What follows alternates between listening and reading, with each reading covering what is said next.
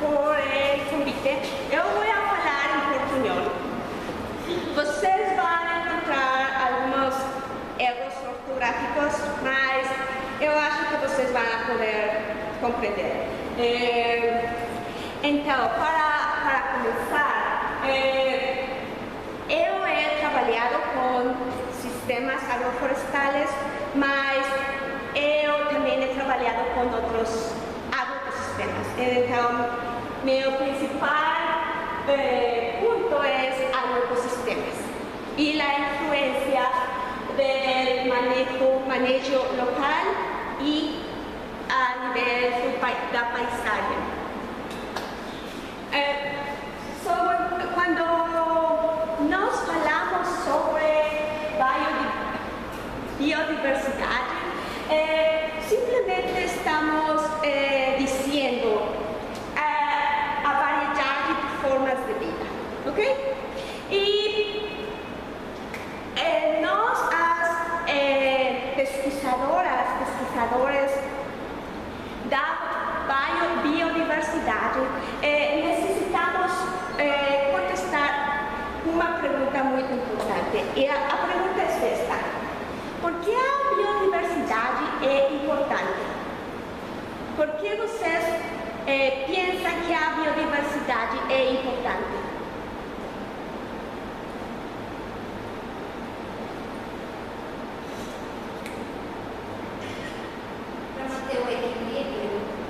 Para manter um equilíbrio de equilíbrio assim, da natureza, de quanto mais diversidade, mais cada um faz uma coisa diferente e assim exato, verdade?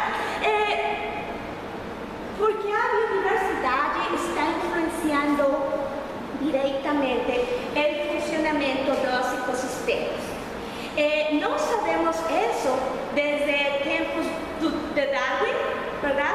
Darwin descubrió acerca de las lombrices da terra, que cuando penetran el suelo, ellas favorecen la entrada de aire en el suelo. ¿Qué pasó? Desliga o Wi-Fi.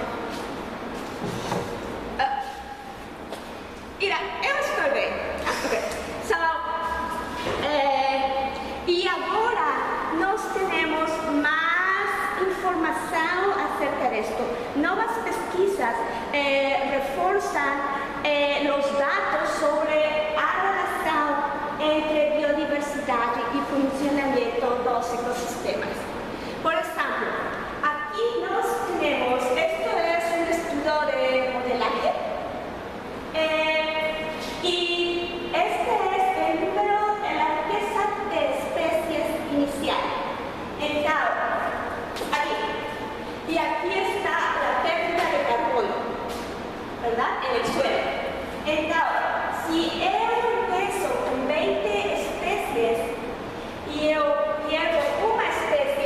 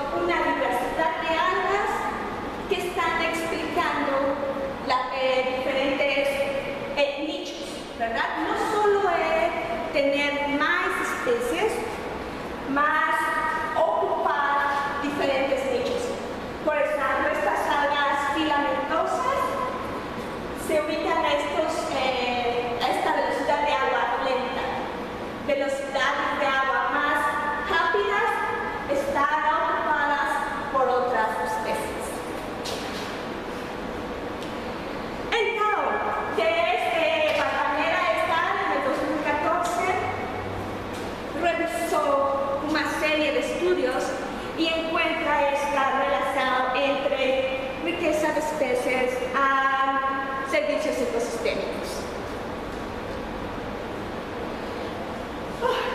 Ok, pero ahora, no sabemos que las actividades agrícolas cubren cerca del 40% de la superficie terrestre.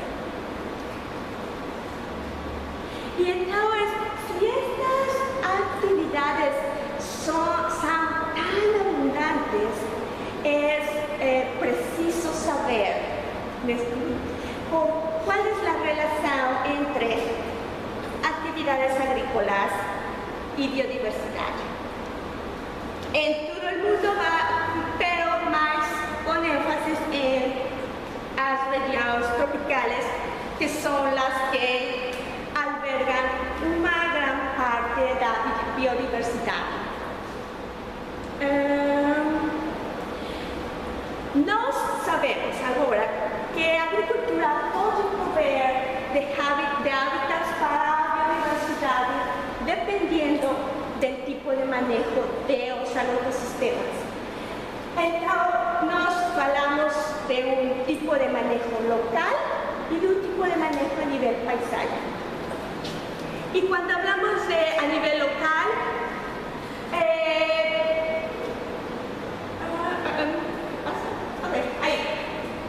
un tipo de manejo a nivel local. Por ejemplo, si nós tenemos un monocultivo versus un policultivo, ahora sabemos que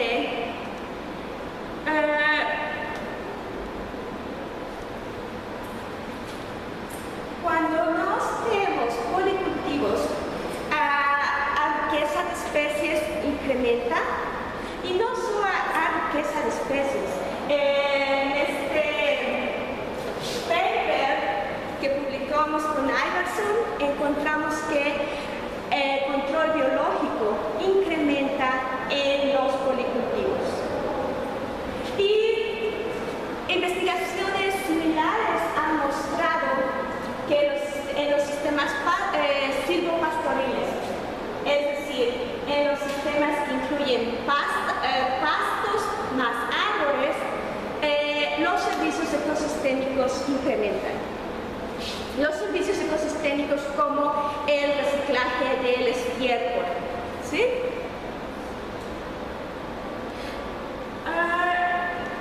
Un momento.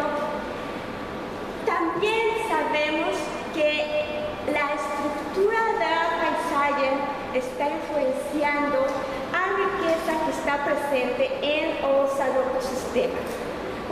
Y no sabemos esto por las investigaciones de Hansky, Gilpin, de Vandermeer et al. Y básicamente sabemos que las reservas no pueden conservar toda la biodiversidad, primero porque ellas solo cubren cerca del 10% de la superficie terrestre, 10-15%, pero también porque tenemos un movimiento de organismos entre los campos agrícolas y las áreas naturales. Esto está muy estudiado para mariposas, para pájaros, para una variedad de organismos. Y nosotros también sabemos ahora de algo que se llama el derrame, dos organismos entre campos agrícolas y áreas naturales. Esto es conocido como el spillover, y básicamente es esta idea.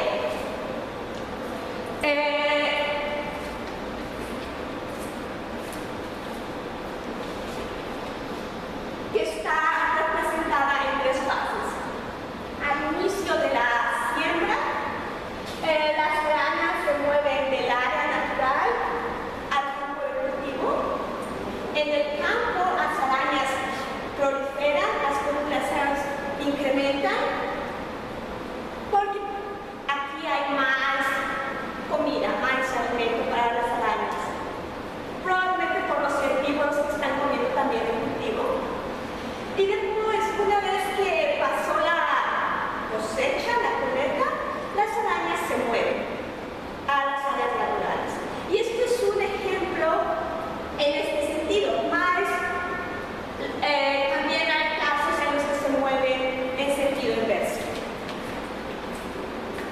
Então, agora eu vou apresentar 3 histórias sobre el manejo local y paisajístico en agrosistemas do México. Primeiro eu vou falar sobre a diversidade das abelhas em sistemas agrícolas en los ríos Tabasco, que es esta área, Tabasco es esta área y los ríos están aquí. Depois eu vou falar sobre a diversidade de arañas em uma paisagem de café no Soconusco. E finalmente eu vou falar sobre as redes de interação mutualistas em uma paisagem urbana em San Cristóbal de las Casas. Então, a influência do manejo agrícola sobre a biodiversidade. E a pergunta foi, como influi o manejo agrícola na diversidade de abelhas na região dos ríos Tabasco? Los ríos se llaman los ríos porque hay varios ríos grandes, mas no tan grandes como los ríos. Este es el río Usumacinta, que nace en Guatemala, atraviesa Chiapas y desemboca en el Golfo. Pasa por Tabasco y desemboca en el Golfo. Ustedes pueden ver cómo a mayoría de este paisaje está transformado para pastos. Hay algunas áreas naturales, florestas, mas es poco. Entonces, en esta área nos colocamos, seleccionamos 18 hortas, 18 parcelas agrícolas de maíz, frijol combinado y potreros que son pastados. Solo un ejemplo de los sistemas. Eu fiz este trabalho con meus alumnos que fueron magníficos, porque trabajar lá es un poco difícil. Entonces, básicamente nos medimos a cobertura de suelo en cada tipo agrícola, en cada sistema agrícola. Cada parcela era de 50 por 50 metros y al centro de cada parcela tiramos estos transeptos y paralela a esta línea nos medimos cobertura del suelo. ¿Ven? Y en esas mismas parcelas nos colocamos 10 trampas elevadas, amarelas y blancas. Nos dejamos las trampas trabajar por 24 horas y después nos colectamos las abellas.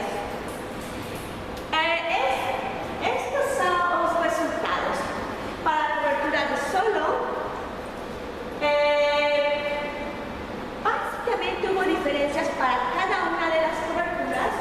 Nos encontramos cobertura herbácea, cobertura de suelo desnudo, pastos y materia seca. Mas aquí es preciso apuntar cobertura de herbáceas, cómo difiere. En parcelas agrícolas, a cobertura de herbáceas es diferente y es muy diferente. La diferencia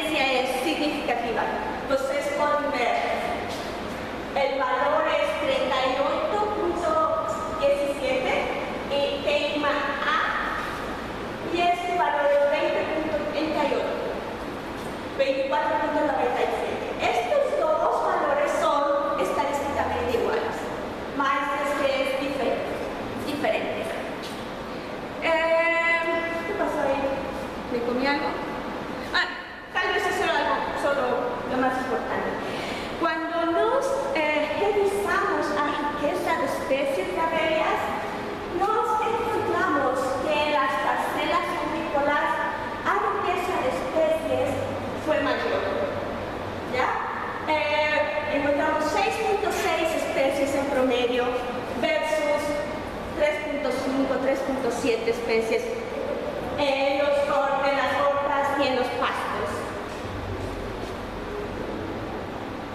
¿Verdad? Y cuando planteamos riqueza de abelias versus la cobertura de herbáceas, nos encontramos que la riqueza de abelias incrementa, está positivamente correlacionada con la cobertura promedio de herbáceas.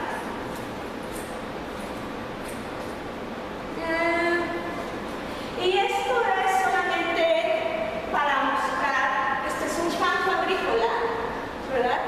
Entonces, si ustedes ven, ustedes pueden imaginar cuán importante es las condiciones locales, porque hay más herbáceas, y yo lo presenté más, cuando hay más herbáceas, nos encontramos más riqueza de plantas con flor. Y bueno, eso es importante para las abelias. Pero también parece ser que aquí este paisaje que rodea es importante. Y eso me lleva siguiente capítulo, ¿verdad?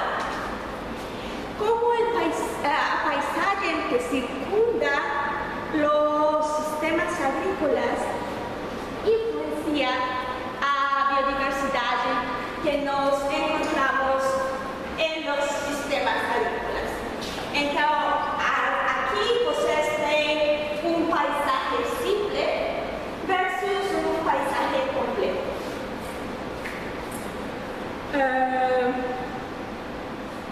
Entonces, ahora voy a hablar cómo los factores locales y factores de paisaje funcionan juntos. Básicamente sabemos que para sistemas templados, el paisaje circundante y las características del grupo estudiado van a influenciar la riqueza de especies que nos encontramos en los sistemas agrícolas.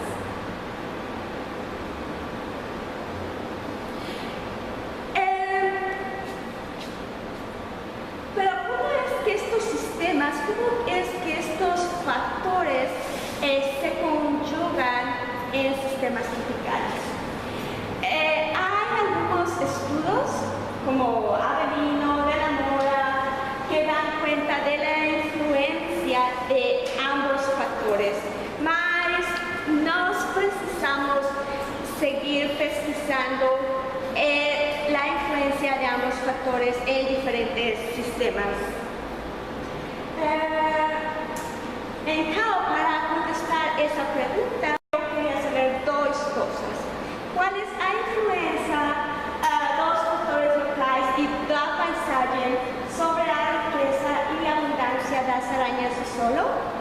¿Y cómo son afectadas a la riqueza, abundancia y composición de las especies de arañas por el manejo agrícola? Dos capitales. Este es un paper que tengo en revisión. Yo espero sacarlo próximamente. Este es un trabajo que yo hice en este grupo. Este fue mi trabajo, mi investigación para el doctorado, parte de mi investigación para el doctorado. Y yo tuve la fortuna de colaborar con varias de estas personas. Este es el paisaje que estudié. Entonces, esto es el Soconusco. Es una área más o menos cercana a la costa, mas está en las montañas, como 1000 metros sobre el nivel del mar, de 700 a 1100 metros sobre el nivel del mar.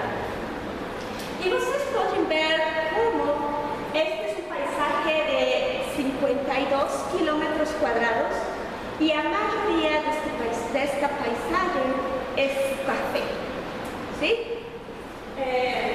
Café, y solo un pequeño porcentaje es de floresta. 6% de este paisaje es floresta. Y aunque yo estoy hablando sobre café, nos tenemos dos grandes divisiones de café. A simple vista nos categorizamos entre alta sombra y baja sombra. Entonces, con alta sombra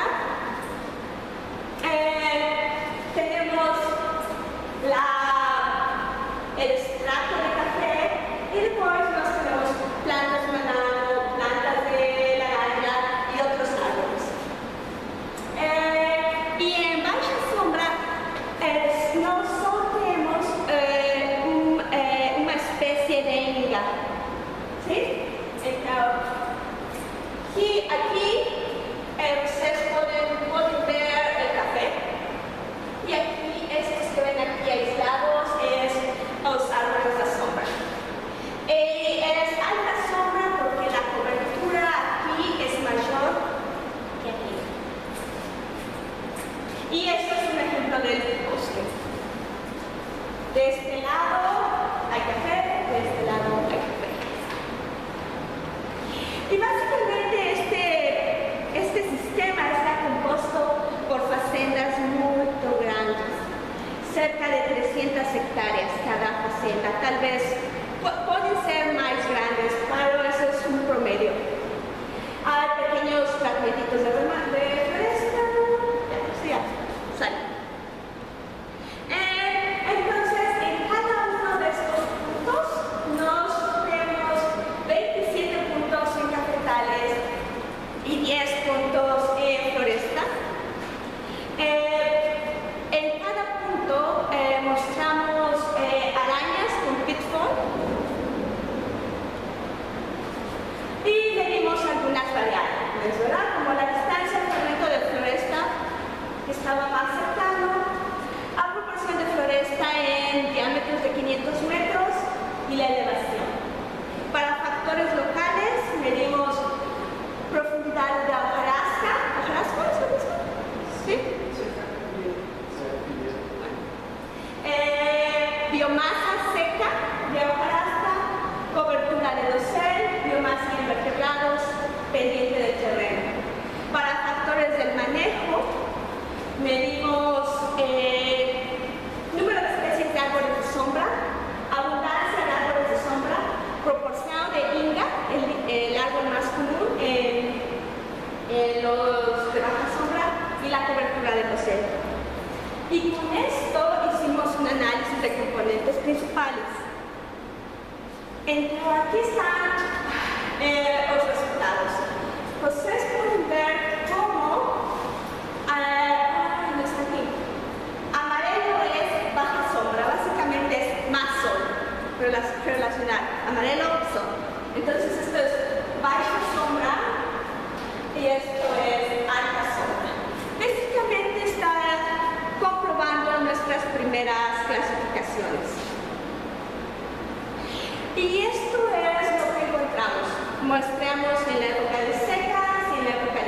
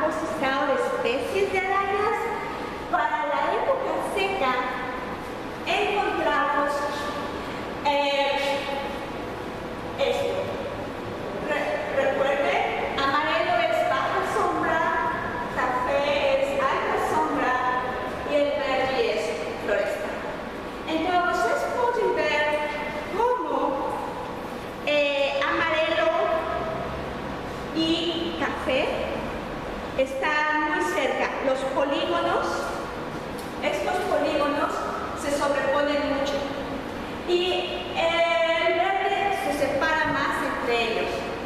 La distancia entre este punto y este punto, entre este punto y este punto es mayor que con los otros dos sistemas. En general, un valor de R cercano a 1 significa que hay una disimilaridad muy alta, es decir, que las arañas que viven en un lugar son muy diferentes. Las especies que viven en un lugar son muy diferentes de las especies que viven en otro lugar. Nos tuvimos una R de 0.17, o sea que no es tan alto, mas la ilustración es bien clara, como el sobrelapamiento es tan fuerte entre los cafetales de alta sombra y de baja sombra. Eso significa básicamente que en la época de secas, Afloresta está funcionando como un reservorio para algunas especies. Y curiosamente, cuando uno desglosa eso, puede ver que, por ejemplo, arañinas muy pequeñinas, tipo Pteridide, que gustan de la floresta, fueron las arañas que yo encontré en la floresta. Para la época de lluvias, esta diferencia cambia, ¿verdad? Es como se están moviendo, al parecer, el pool lanza todo el conjunto de arañas, se mueven por todos lados, ¿verdad? El sobrelapamiento es bien alto entre los tres sistemas. Cuando vemos a la riqueza y abundancia de las arañas en la temporada de secas, vemos en general esto. Para la riqueza, vemos que un factor determinante fue la pendiente del terreno. Incrementaba la pendiente del terreno, perdíamos arañas, riqueza de arañas. Para la abundancia pasó lo mismo. Dos variables, la pendiente del terreno y la biomasa de hojarasca fueron determinantes. Más cuando vemos las mismas variables en la época de lluvias, podemos ver que la riqueza de especies disminuye conforme la cobertura del océano incrementa. Y lo mismo para la abundancia, es el mismo patrón. La abundancia de arañas disminuye conforme la cobertura del suelo incrementa. Sin embargo, la relación opuesta cuando planteamos abundancia versus elevación. Aquí encontramos un pequeño, también encontramos para lluvias, encontramos que la distancia al bosque era importante, mas yo no presento ninguna figura porque es un efecto bien claro estadísticamente, pero cuando se plotea la distancia no es muy impresionante. Y encontramos ese efecto tanto para riqueza como para abundancia. Y esto, ustedes pueden ver cómo las arañas en este sistema cafetalero, en esta paisaje, parecen preferir os ecosistemas que tienen baja sombra, ¿ya? Y cuando yo presenté estos resultados, a gente no gostava deles. ¿Cómo eso va a ser posible? Porque eso va contra muchos otros resultados que han reportado que cafetales de alta sombra son muy bons para a biodiversidade. Então, o primeiro que eu recebi comentários foram: algo está mal. Você fez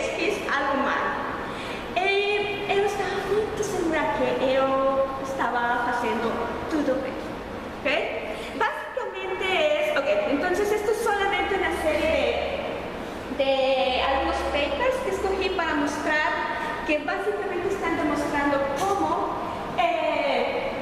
las hormigas, abellas, hormigas, pájaros y árboles, incluso murciélagos, prefieren cafetales de alta sombra. Y después de buscar en la literatura, básicamente concuerdo con que las arañas parecen ser beneficientes en explotar estos hábitats y que es muy importante muestrear en las dos temporadas, porque si yo solo hubiese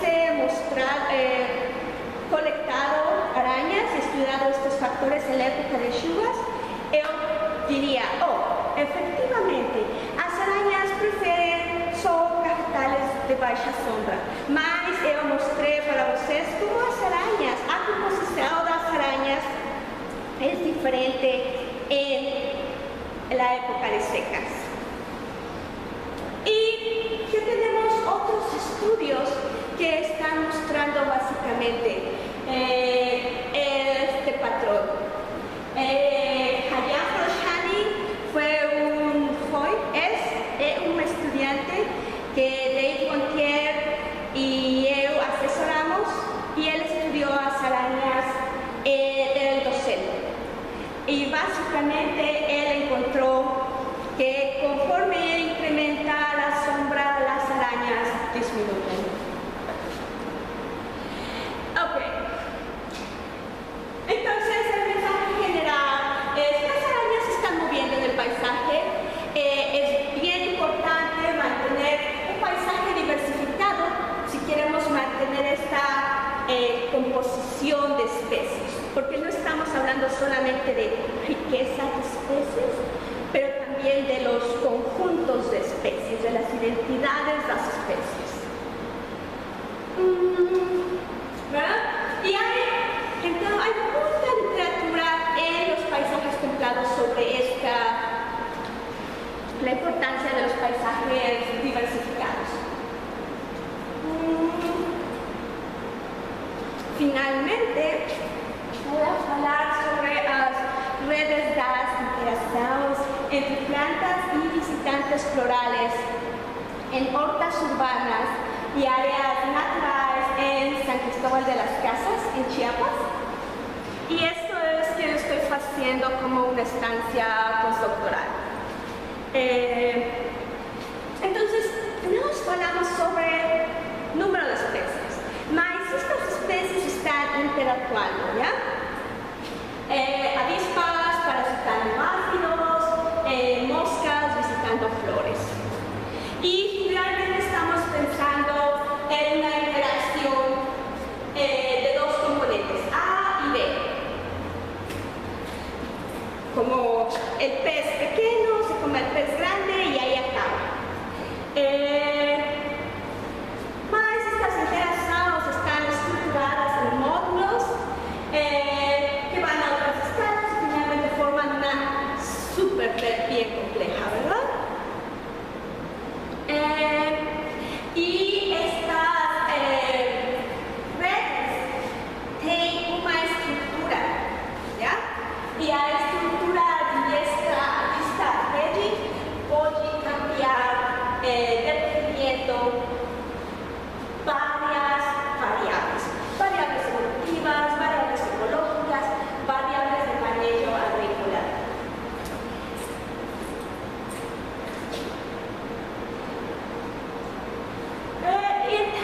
Antes de entrar a esto ¿por qué es importante estudiar las interacciones ecológicas en las ciudades? Y ahí está la respuesta, ¿verdad? Porque básicamente el 50% de la población mundial está concentrada en las ciudades. Entonces, si usted no quiere mirar a las ciudades, hay serios problemas. En México, 78% de la población vive en las ciudades. Y esto es un patrón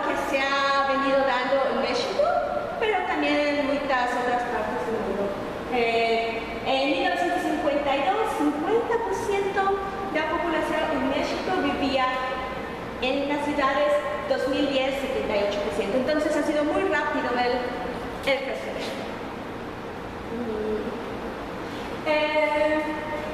Esto es solo un ejemplo. Esto es una horta urbana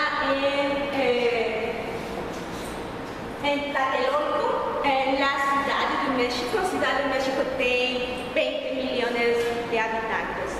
Es interesante que este tipo de agricultura esté creciendo. Y esto es una horta escolar en la Ciudad de México.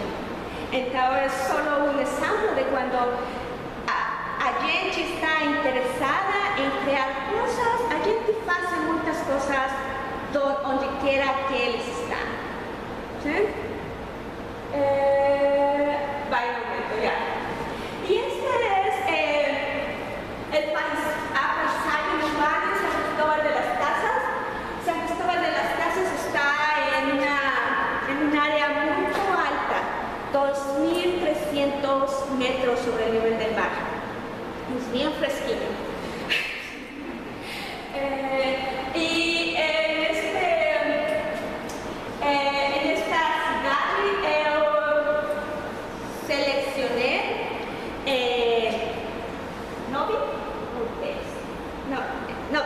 Novi hortas urbanas y Novi áreas naturales. En verde significa áreas naturales, amarelo, naranja significa hortas urbanas. Para eso yo trabajé con una red de sembradores urbanos que se llama Sembrando Joven. Esta es una red bien interesante porque son personas que quieren vivir de un jeito diferente, ¿no? La ciudad está ahí y yo puedo comprar, seguro. Mas por qué yo no voy a cultivar un poquillo? Yo puedo tirar el lixo en el lixero y olvidarme de la basura del lixo. Mas si yo puedo compostar, hacer composta, ¿por qué yo no voy a hacer? Sí, es una forma de pensar diferente. ¿Sí? Entonces yo tengo esto, hortas urbanas que varían mucho en tamaño. Yo tengo una que es cerca de 100 metros cuadrados y tengo áreas naturales también muy pequeñinas, 200 metros cuadrados, y áreas naturales más o menos del mismo tamaño.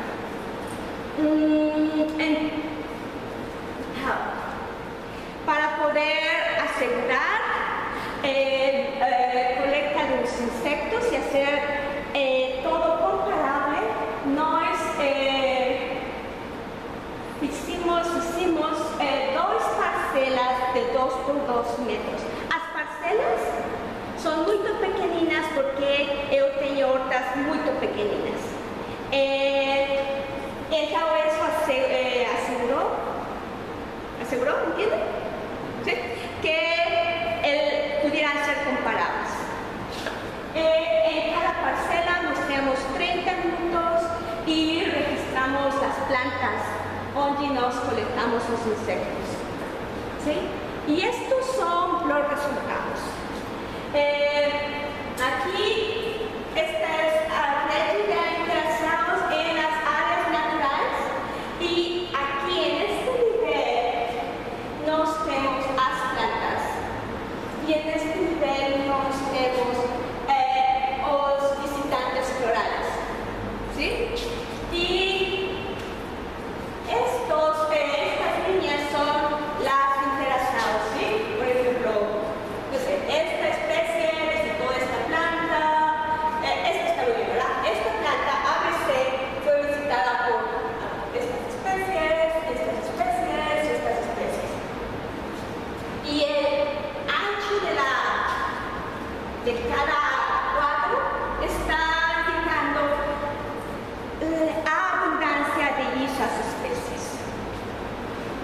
Y esto fue los resultados para hortas. Y la interpretación es básicamente la misma. ¿Cuántas abellas? ¿Cuántas abellas? ¿Cuántas especies? ¿Cuántas especies? Aquí no estoy mostrando. Ok, podría sacarlo, pero no lembro ahora. El punto más importante no son las especies. El punto más importante son las interacciones. Porque simplemente aquí, ¿verdad? ¿Ustedes encuentran alguna diferencia aquí? ¿Cuál? No oigo. Em hortas tem maior diversidade de espécies florais ou de plantas, né? E maior diversidade de abelhas. Ya. Hay más.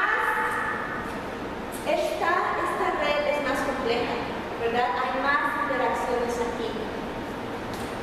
Y eso es bien interesante porque esto tuvo lugar en la época de secas. Lo que estoy presentando aquí es solo el resultado de secas de este año. Yo hice otro amostraje en chuvas y esto se troca totalmente, ¿verdad? Entonces, yo no voy a mostrar los resultados para la época de chuvas simplemente porque yo finalicé mi amostraje há 2 semanas. Eu só finalicé de coletar e eu todavía ainda tenho que analisar, mas minha impressão é que o padrão se trocou totalmente. Pero quedándonos con esto, Em época de chuva, as interações são mais complexas. sí, en chuvas, minha impressão, depois de haber coletado, es que aquí, agora en las áreas naturales, hay más interacciones que aquí. Pero bueno, quedándonos con esto, es bien interesante porque en chuvas, en secas, todo está muy seco. ¿Ya? Entonces, las hortas funcionan como estos pequeños refugios porque ellos son regados. O en general tenemos un mensaje, ¿verdad? El mensaje es que con esta historia, con estas 3 historias que yo presenté, podemos decir que hay un manejo agrícola no intensivo en paisajes altamente transformados, como los ríos. ¿Recuerdan? ¿Ustedes lembran que los ríos, a mayoría de paisajes es pastaje? Mas las parcelas agrícolas son las menos intensificadas. Y allí nos encontramos a diversidad más alta. Con el manejo del paisaje favorece la presencia de los fragmentos. ¿Qué favorece la presencia de los fragmentos de la floresta? Contribuye a mantener la disimilaridad de especies. Ese es el caso claro que mostré para las arañas solo. Y la estacionalidad es bien importante tomar en cuenta. Las implicaciones es que estos paisajes tropicales que sean diversos pueden favorecer la persistencia de la biodiversidad y potencialmente la prestación de servicios ecosistémicos. Esto es bien súper importante en el contexto de las crisis ambientales que estamos enfrentando, ¿verdad? Usualmente cuando nos hablamos sobre crisis, estamos hablando de una crisis alimentaria, de una crisis de salud, de una crisis ambiental y tendemos a verlas desligadas. Mas estas crisis están bien ligadas, ¿verdad? Una crisis alimentaria que está basada en monocultivos o que tiene su su raíz en la producción de monocultivos, con una inadecuada distribución de los alimentos, nos está llevando a dietas basadas en harinas blancas. Este es el caso clásico de México. México producía mucho milho verde y no verde. Y después de que México asignó un tratado con Estados Unidos y Canadá, a mayoría de la población ahora come más seca. Y este monopolio de los alimentos está llevando también a una alza en los precios. Y esto no es algo que yo estoy inventando. Esto está claramente documentado. Esa es ahí dice, Food Price Index, está sacado de un documento del FAO que yo necesito poner a referencia. Ustedes pueden ver, este es el año 90 hasta 2013, y aquí está bien marcada esa alza del 2008. En el 2008 los precios de los alimentos se fueron para arriba de una forma dramática. Pero también está creando una crisis de salud, ¿verdad? Porque estas dietas basadas en harinas blancas, en bebidas embotelladas, están llevando a obesidad y diabetes. Esto es para México. Y los colores más intensos indican los estados donde la prevalencia de la diabetes es más alta. Y también tenemos que este uso desmedido de plaguicidas está llevando desde cosas ligeras intoxicaciones, hasta infertilidad y algunos cánceres. Hay una relación fuerte entre plaguicidas y cáncer. Y esta crisis también tenemos esta crisis ambiental que está relacionada a esta producción de monocultivos y al uso excesivo de combustibles fósiles que nos está llevando a todo esto.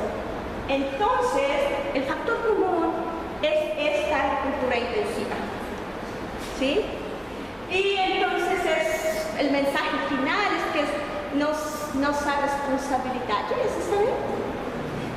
Decidir para dónde es que nos vamos. Y con eso finalizo. Obrigada.